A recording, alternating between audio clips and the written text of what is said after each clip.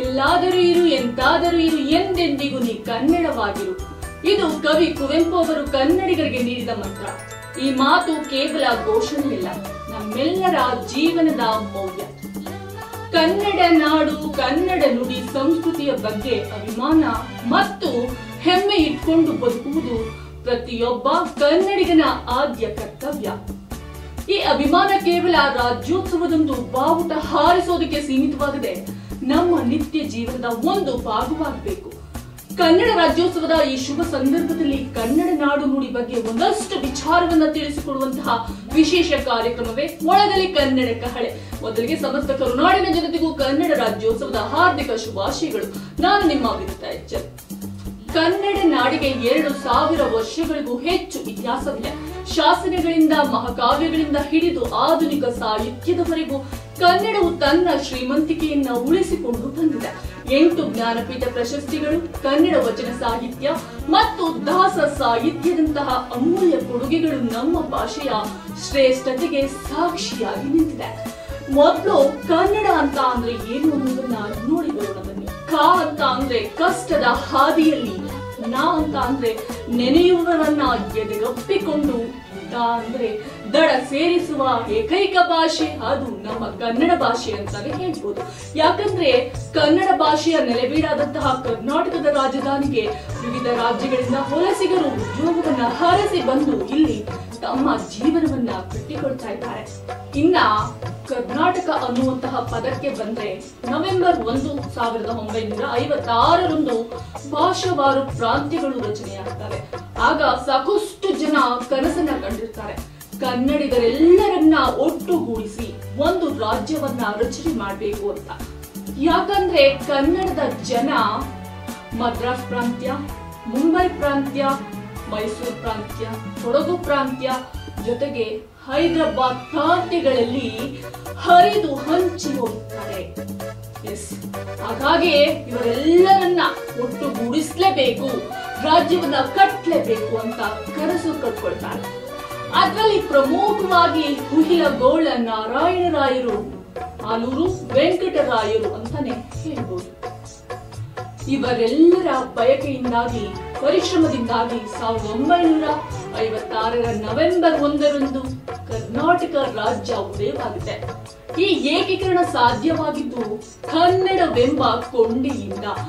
ನಾಡು ನುಡಿಯ ಅಭಿಮಾನವೇ ಈ ಏಕತೆಯ ಮೂಲ. ಆದ್ರೆ ಅವತ್ತು ಅದಕ್ಕೆ ಕರ್ನಾಟಕ ಅನ್ನುವಂತಹ ಹೆಸರೇ ಇರುವುದಿಲ್ಲ.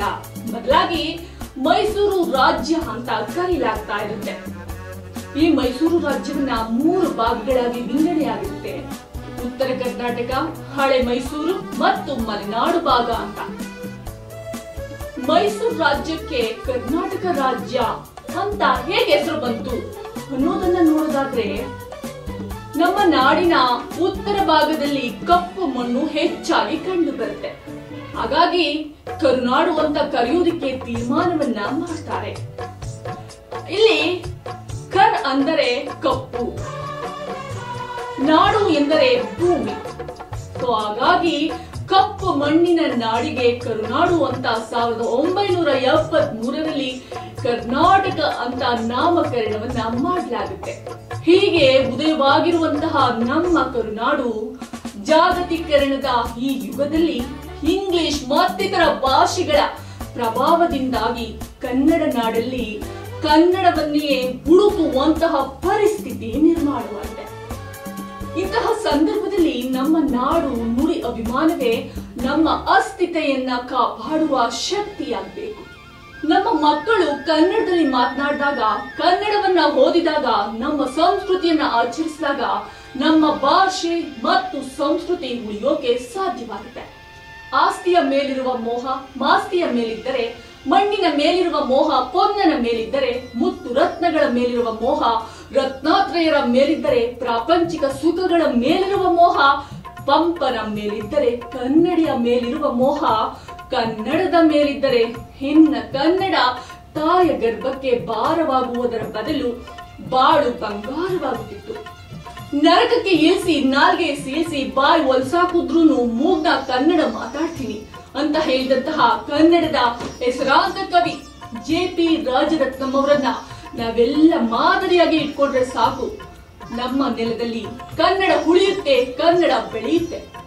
ಸಾಮಾನ್ಯವಾಗಿ ನಿಮ್ಗೆ ಈಗ ವಯಸ್ಸು ಎಷ್ಟು ಅಂತ ಅಂದ್ರೆ ನೀವೇನ್ ಹೇಳ್ತೀರಾ? ಹಿಂದೆ ಮುಂದೆ ಯೋಚನೆ ಮಾಡಿದ್ರೆ ಪಟ್ ಅಂತ ನಿಮ್ ವಯಸ್ಸು ಹೇಳ್ತೀರಾ. ಆದ್ರೆ ನಾವು ಮಾತನಾಡುವಂತಹ ತಾಯಿ ಭಾಷೆ ಕನ್ನಡದ ವಯಸ್ಸು ಎಷ್ಟು ಅಂದ್ರೆ ತಕ್ಷಣ ನಿಖರವಾಗಿ ಯಾರು ಕೂಡ ಹೇಳಲ್ಲ. ಅಷ್ಟು ಇರ್ಬೋದು, ಇಷ್ಟಿರ್ಬೋದು ಅಂತ ಗೊಂದಲದ ಅನುಮಾನದ ಉತ್ತರವನ್ನೇ ಕೊಡ್ತೀವಿ. 500 ವರ್ಷನೋ 1000 ವರ್ಷನೂ ಇರ್ಬೋದು ಅಂತ.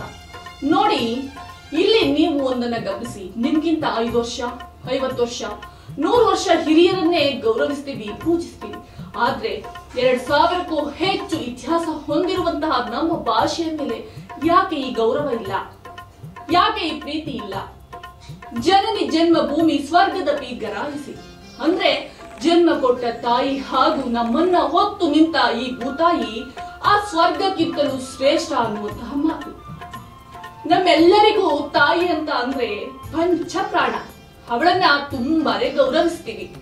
ಆದ್ರೆ ನಮ್ಗೆ ಜೀವನವನ್ನ ಕೊಟ್ಟಂತಹ ತಾಯ್ನಾಡನ್ನ ಯಾಕೆ ಗೌರವಿಸ್ತಾ ಇಲ್ಲ? ಒಂದ್ಸಲ ಯೋಚನೆ ಮಾಡಿ ನೋಡಿ, ನೀವು ಮಾಡ್ತಾ ಇರೋದು ಸರಿನಾ ಅಂತ. ನಮ್ಮ ಕನ್ನಡ ಭಾಷೆಯ ಉಗಮಕ್ಕೆ ಒಂದು ಸುಂದರವಾದ ಇತಿಹಾಸ ಇದೆ. ನಿಮ್ಮ ಅಜ್ಜನೋ ಅಥವಾ ಅಜ್ಜಿನೋ ಅಥವಾ ಯಾರಾದ್ರೂ ವಯಸ್ಸಾದವರನ್ನ ಒಮ್ಮೆ ಕೇಳಿ ನೋಡಿ. ಅವ್ರು ಹೇಳ್ತಾರೆ, ಶಿವ ಒಂದು ಸಲ ಕೈಲಾಸದಲ್ಲಿ ಡಮರುಗವನ್ನ ನುಡಿಸುವಾಗ ಅದರ ನಾದದಿಂದ ಬಂದ ಶಬ್ದಗಳನ್ನ ಆಧಾರವಾಗಿ ಇಟ್ಕೊಂಡು ಒಬ್ಬ ಮಹಾಪುರುಷ ಸ್ವರಾಕ್ಷರಗಳ ರೂಪಕ್ಕೆ ತಂದ ಅಂತ. ನಮ್ಮ ಹಿರಿಯರು ಹೇಳೋ ಕತೆ ಒಂದು ಕಡೆ ಆದ್ರೆ, ಅಸಲಿಗೆ ನಮ್ಮ ಕನ್ನಡ ಭಾಷೆಯ ಇತಿಹಾಸ ಪುಟ ತೆರೆದ್ರೆ ಇದು 2000 ವರ್ಷಗಳಿಗಿಂತಲೂ ಹಿಂದಕ್ಕೆ ಹೋಗುತ್ತೆ. ಇದು ಭಾರತದ ಅತ್ಯಂತ ಹಳೆಯ ಭಾಷೆಗಳಲ್ಲಿ ಒಂದಾಗಿದೆ. ಕ್ರಿಸ್ತ ಪೂರ್ವ 3ನೇ ಶತಮಾನದ ಅಶೋಕನ ಕೆಲವು ಶಾಸನಗಳಲ್ಲಿ ಹಿಸಿಲ ಎನ್ನುವಂತಹ ಕನ್ನಡ ಪದಗಳು ಕೂಡ ಸಿಕ್ಕಿದೆ. ಇನ್ನ ಕ್ರಿಸ್ತ ಶಕ 450ರ ಸುಮಾರಿಗೆ ಹಲ್ಮಿಡಿ ಶಾಸನ ಅಂದ್ರೆ ಇಂದಿನ ಹಾಸನ ಜಿಲ್ಲೆಯ ಬೇಲೂರಿನಲ್ಲಿ ಕಂಡು ಬಂದಿದೆ. ಕನ್ನಡದ ಪ್ರಾಚೀನತೆಯನ್ನ ಈ ಒಂದು ಶಾಸನ ಸಾರುತ್ತೆ. ಕ್ರಿಸ್ತ ಶಕ 578ರ ಮಂಗಳೇಶನ ಬಾದಾಮಿ ಶಾಸನದಲ್ಲಿಯೂ ಕೂಡ ಕನ್ನಡದ ಬಳಕೆ ಕಂಡು ಬಂದಿದೆ. ಇನ್ನು ಕಪ್ಪೆ ಹರೆಭಟ್ಟನ ಶಾಸನದಲ್ಲಿ ತ್ರಿಪದಿ ಛಂದಸ್ಸಿನಲ್ಲಿ ಬರೆದಂತಹ ಪ್ರಥಮ ಕನ್ನಡ ಕಾವ್ಯದ ಉದಾಹರಣೆಗಳನ್ನು ಕೂಡ ನಾವು ಕಾಣಬಹುದು. ಇಂತಹ ಶ್ರೀಮಂತ ಇತಿಹಾಸ ಹೊಂದಿರುವಂತಹ ಭಾಷೆ ಅಂತ ಅಂದ್ರೆ ಅದು ನಮ್ಮ ಕನ್ನಡ ಭಾಷೆ. ನಮ್ಮ ಭಾಷೆಯ ಪ್ರಾಚೀನತೆ ಮತ್ತು ಶ್ರೀಮಂತ ಸಾಹಿತ್ಯದಿಂದಾಗಿ 2008ರಲ್ಲಿ ಭಾರತ ಸರ್ಕಾರದಿಂದ ಶಾಸ್ತ್ರೀಯ ಭಾಷೆ ಎನ್ನುವಂತ ಸ್ಥಾನಮಾನವನ್ನು ಕೂಡ ನಮ್ಮ ಕನ್ನಡ ಭಾಷೆ ಪಡ್ಕೊಂಡಿದೆ. ಇಷ್ಟೆಲ್ಲ ಶ್ರೀಮಂತ ಸಂಸ್ಕೃತಿ ಇತಿಹಾಸವನ್ನ ಹೊಂದಿರುವಂತ ನಮ್ಮ ಭಾಷೆ ಇವತ್ತು ಅವನತಿಯತ್ತ ಸಾಗ್ತಾ ಇರೋದು ನಿಜಕ್ಕೂ ಬೇಸರದ ಸಂಗತಿ. ಈಗಿನ ಯುವ ಪೀಳಿಗೆಗೆ ಇಂಗ್ಲಿಷ್ ಬಿಟ್ಟು ಕನ್ನಡ ಮಾತಾಡಿ ಅಂದ್ರೆ ಸಾಕು ಮೊಂಡು ವಾದವನ್ನೇ ಮಾಡ್ತಾರೆ. ಇಂಗ್ಲಿಷ್ ಜಾಗತಿಕ ಭಾಷೆ, ಇದು ಅನಿವಾರ್ಯ, ಹಾಗಾಗಿ ನಾನು ಇಂಗ್ಲಿಷ್ ಅಲ್ಲಿ ಮಾತಾಡ್ತೀನಿ, ಆದ್ರೆ ಕನ್ನಡವನ್ನ ಮತ್ತಿಲ್ಲ ಮರೆಯಲ್ಲ ಅಂತ. ಅಂತವರು ಒಂದನ್ನ ಅರ್ಥ ಮಾಡ್ಕೊಳ್ಬೇಕು, ಹೆಣ್ಣೆಯಿಂದಾನೇ ದೀಪ ಬೆಳಗಿಸೋಕೆ ಸಾಧ್ಯ ವಿನಃ ನೀರಿಂದ ಅಲ್ಲ. ಅದೇ ತರ ನಮ್ಮ ಕನ್ನಡವನ್ನ ನಾವು ಮಾತಾಡಿದ್ರೆ ಮಾತ್ರ ಕನ್ನಡ ಭಾಷೆಯನ್ನ ಉಳಿಸೋಕೆ ಸಾಧ್ಯ, ಕನ್ನಡದ ಜ್ಯೋತಿಯನ್ನ ಬೆಳಗಿಸೋಕೆ ಸಾಧ್ಯ. ಭಿತ್ತಿ ಚಿತ್ರದ ಪ್ರದರ್ಶನದಿಂದ, ಸಂಘಟನೆಗಳಿಂದ, ಹೋರಾಟಗಳಿಂದ, ಸಾಹಿತ್ಯ ಸಂಭ್ರಮಗಳಿಂದ ಕನ್ನಡ ಉಳಿಸೋಕೆ ಸಾಧ್ಯವಿಲ್ಲ. ಬದಲಾಗಿ ಅನ್ಯ ಭಾಷಿಗರೊಂದಿಗೆ ಅನ್ಯ ಭಾಷೆಯನ್ನ ಮಾತಾಡೋದನ್ನ ಬಿಟ್ಟು ಕನ್ನಡವನ್ನ ಕಲಿಸಿ, ಆಗ ಕನ್ನಡ ಉಳಿಸಿ ಕನ್ನಡ ಬೆಳೆಸಿ ಎಂದು ಹೇಳುವಂತಹ ಅಗತ್ಯನೇ ಇರುವುದಿಲ್ಲ. ಕನ್ನಡ ಬೆಳೆಸಿದ್ರೆ ಕನ್ನಡ ತಾನಾಗಿಯೇ ಕನ್ನಡ ನೆಲದಲ್ಲಿ ಉಳಿಯುತ್ತೆ. ಸಾಹಿತಿ ಕುಂ ವೀರಭದ್ರಪ್ಪನವರು ಹೇಳಿದಾಗೆ, ಕನ್ನಡ ಕಣ್ಣುಗಳಾಗಲಿ ತೋರಿಕೆಯ ಕನ್ನಡಕವಾಗಬಾರದು. ಎಸ್, ಬನ್ನಿ ಕನ್ನಡದಲ್ಲಿ ಮಾತನಾಡೋಣ, ಕನ್ನಡ ಅಕ್ಷರ ಕಲಿಯೋಣ, ಕನ್ನಡದಲ್ಲಿ ಬರೆಯೋಣ, ಕನ್ನಡ ಬೆಳೆಯಲು ಒಟ್ಟಾಗಿ ಹೆಜ್ಜೆ ಇಡೋಣ. ವೀಕ್ಷಕರೇ, ಇನ್ನೊಂದು ವಿಚಾರ ನಿಮ್ ಗಮನಕ್ಕೆ ತರಲೇಬೇಕು. ಇಂಗ್ಲಿಷ್ ತೊದಲಿಸುತ್ತಿತ್ತು, ಹಿಂದಿ ಗರ್ಭದಲ್ಲಿತ್ತು. ಆಗಲೇ ನನ್ನ ಕನ್ನಡ ಭಾಷೆ ಗೆದ್ದು ಸಂಭ್ರಮಿಸುತ್ತಿತ್ತಂತೆ. ಎಸ್, ಅಂದ್ರೆ ಇಡೀ ಪ್ರಪಂಚದ ಲಿಂಕ್ ಲ್ಯಾಂಗ್ವೇಜ್ ಅನಿಸ್ಕೊಂಡಿರುವಂತಹ ಇಂಗ್ಲಿಷ್ ಆಗ ತಾನೇ ಪರಿಚಯ ಆಗ್ತಾ ಇತ್ತು. ಇವತ್ತು ನಮ್ಮ ಭಾರತದಲ್ಲಿ ಜಾಸ್ತಿ ಮಾತನಾಡ್ತಾ ಇರುವಂತಹ ಹಿಂದಿ ಭಾಷೆ ಇನ್ನು ಹುಟ್ಟೇ ಇರಲಿಲ್ಲ. ಆವಾಗ್ಲೇ ನಮ್ಮ ಭಾಷೆ ಗೆದ್ದು ರಾರಾಜಿಸ್ತಾ ಇತ್ತು. ಇನ್ನ ಇಂಗ್ಲಿಷ್ಗಾಗ್ಲಿ ಹಿಂದಿಗಾಗ್ಲಿ ಸ್ವಂತ ಲಿಪಿ ಅನ್ನೋದೇ ಇಲ್ಲ. ಇಂಗ್ಲಿಷ್ ನ ಲ್ಯಾಟಿನ್ ಲಿಪಿಯನ್ನ ಬಳಸಿ ಬರೆದ್ರೆ ಹಿಂದಿಯನ್ನ ದೇವನಾಗರಿ ಲಿಪಿಯನ್ನ ಬಳಸಿ ಬರೆಯಲಾಗುತ್ತೆ.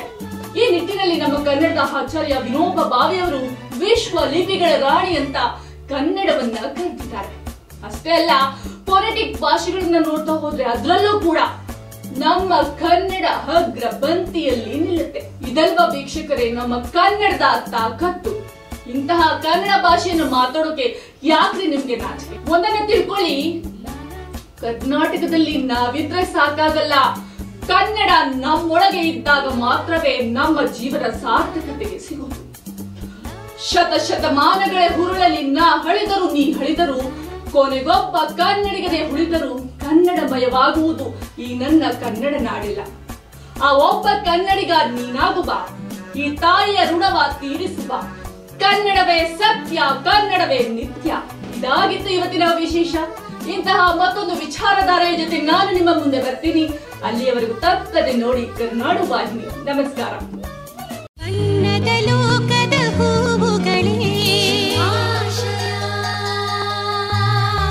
ಚಂದದ ಕನಸಿ